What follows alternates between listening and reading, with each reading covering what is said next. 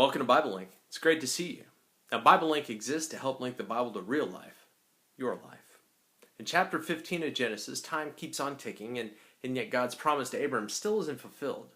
And Abram doesn't have a son yet, and he's pondering if God's going to come through for him when it comes to him having many descendants and being a mighty nation. And he asks God if he's going to honor his end of the deal, and God responds to Abram's specific question. God is a responsive God, and he cares about our concerns and engages with us about them. And God reassures Abram and ends up making a covenant with him. Now, a covenant is an agreement between two parties. The two people are to hold up their end of the deal, and if they don't, there will be consequences. The ritual for making a covenant is interesting. Abram slaughters some animals and splits them in half. And then God takes the form of a smoking cauldron and a torch and passes through the middle of the animals, symbolizing that God should be killed like the animals if he doesn't hold up his end of the covenant. Kind of crazy. God puts all of himself in, no holes barred. He stakes his very own life on holding up his end of the promise to Abram. Isn't this similar to Jesus, though?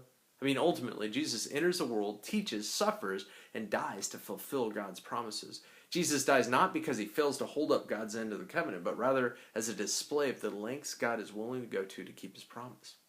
God's so committed that he is willing to die in order to keep his word. This commitment applies to the promises made originally to Abram, but now has been extended to all of us who follow Jesus. God will bless us to be a blessing to all people. How are we when it comes to keeping our promises? Do we keep our word and hold up our end of the bargain? Or have we frittered away our integrity by not showing up, not keeping our word?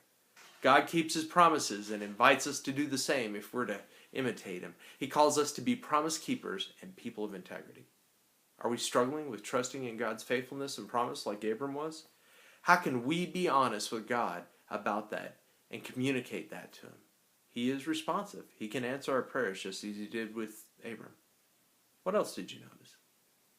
Thanks for engaging in BibleLink today. Join the conversation on Facebook, ask questions, share your observations, and invite someone to share in BibleLink today.